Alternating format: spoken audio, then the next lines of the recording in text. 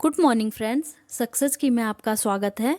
उम्मीद है आप लोग अच्छे होंगे और अपनी तैयारी अच्छे से कर रहे होंगे। तो आज मैं आपके लिए सूक्ष्म शिक्षण से संबंधित कुछ इम्पॉर्टेंट प्रश्न लेकर आई हूँ जो कि आपके पेपर के लिए बहुत ही इम्पॉर्टेंट होने वाले हैं। तो चलिए शुरू करते हैं। प्रश्न नंबर 1 है, सूक्ष्म शिक्षण के जन्मदाता कौन है? ठीक है, यानी कि सूक्ष्म शिक्षण के प्रवर्तक भी हम यहाँ पर कह सकते हैं कि कौन है। तो जो सूक्ष्म शिक्षण के जन्मदाता हैं वह है D.W. एलन। ठीक है, D.W. एलन। ठीक है। प्रश्न नंबर 2 है, सूक्ष्म शिक्षण का नामकरण कब हुआ? इसका उत्तर है सन 1963 में अमेरिका के स्टैनफोर्ड विश्वविद्यालय में सूक्ष्म शिक्षण का नामकरण किया गया। ठीक है, यानी कि सन 1963 में सूक्ष्म शिक्षण जो शब्द है, इस शब्द का पहली बार प्रतिपादन किया गया। ठीक है, कहाँ पर किया गया?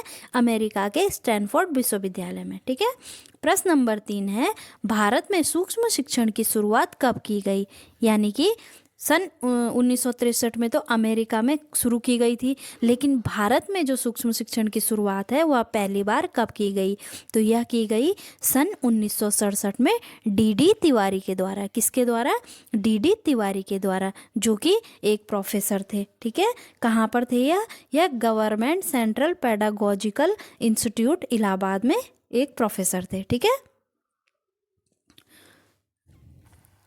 चलते हैं प्रश्न नंबर 4 पर। भारत में सूक्ष्म शिक्षण का प्रसार का पहला प्रयास कब किया गया? ठीक है, तो यह किया गया सन 1974 में। कब किया गया? सन 1974 में। ठीक है। प्रश्न नंबर 5 है, सूक्ष्म शिक्षण क्या है? सूक्ष्म शिक्षण क्या है? तो इसका उत्तर है यह एक प्रशिक्षण संप्रत्यय है। क्या है? यह एक प्रशिक्षण संप्रत्यय है। ठीक है, जो कि शिक्षकों के शिक्षण अभ्यास के लिए किया जाता है। ठीक है, किसके लिए किया जाता है? यह शिक्षकों के शिक्षण अभ्यास के लिए किया जाता है और ये ट्रेनिंग के लिए यूज़फुल होता है, ना कि छोटे बच्चों के लिए। ठीक है, यह छोटे बच्चों के शिक्षण के लिए नहीं होता है। ठीक है, लोग यहाँ पर पहले से टीचर होते हैं। लोग यहाँ पर क्या होते हैं? पहले से टीचर होते हैं और यह उनके लिए उपयोगी होता है, जैसे कि B.Ed BTC वाले, यह जो मेनली होते हैं। ठीक है, यह इनके लिए होता है और जो इनकी ट्रेनिंग के दौरान अभ्यास कराया जाता है उसको ही सूक्ष्म शिक्षण कहते हैं। ठीक है।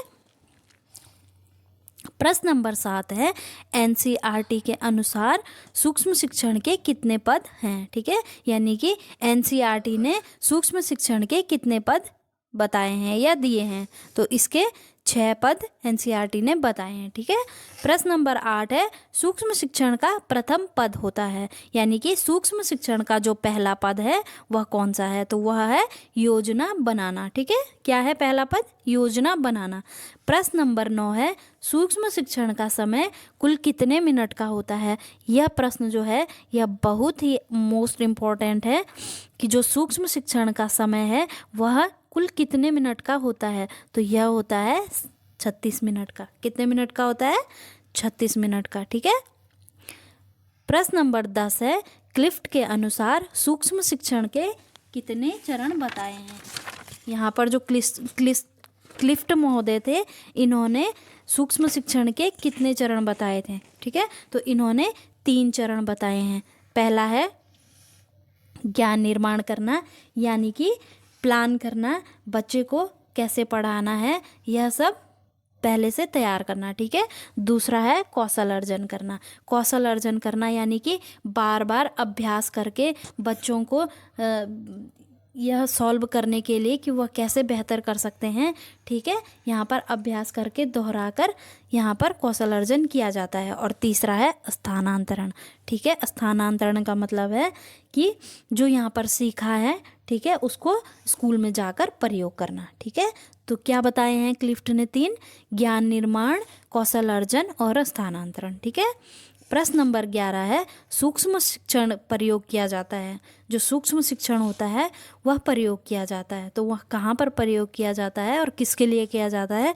तो इसका उत्तर है प्राथमिक व उच्च प्राथमिक दोनों शिक्षकों के लिए। ठीक है, क्या होता है?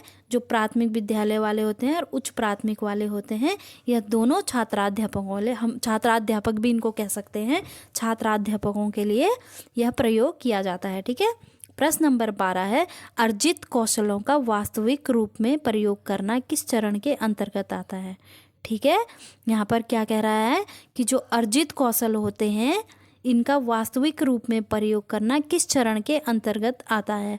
तो यह आता है, जो क्लिफ्ट ने सूक्ष्म शिक्षण के 3 चरण दिए थे, तो जो यहाँ पर तीसरा चरण था, क्या है, तीसरा चरण है जो स्थानांतरण, वह यहाँ पर आता है। ठीक है, वास्तविक रूप में प्रयोग करना कहाँ पर आता है, इसके तीसरे चरण में आता है। ठीक है, जो कि क्या है, स्थानांतरण है। ठीक है। प्रश्न नंबर 13 है, अवलोकन, विश्लेषण व चर्चा। क्या है, अवलोकन, विश्लेषण और चर्चा। ठीक है, यह 3 जो हैं यह किस चरण के अंतर्गत आते हैं। तो यह आते हैं ज्ञान निर्माण के, यानी कि जो पहला चरण है, क्लिफ्ट महोदय जी ने जो चरण दिए हैं उसके यह पहले चरण में आते हैं। किस में आते हैं, ज्ञान निर्माण में। ठीक है। प्रश्न नंबर 14 है, सूक्ष्म शिक्षण कैसा रूप है।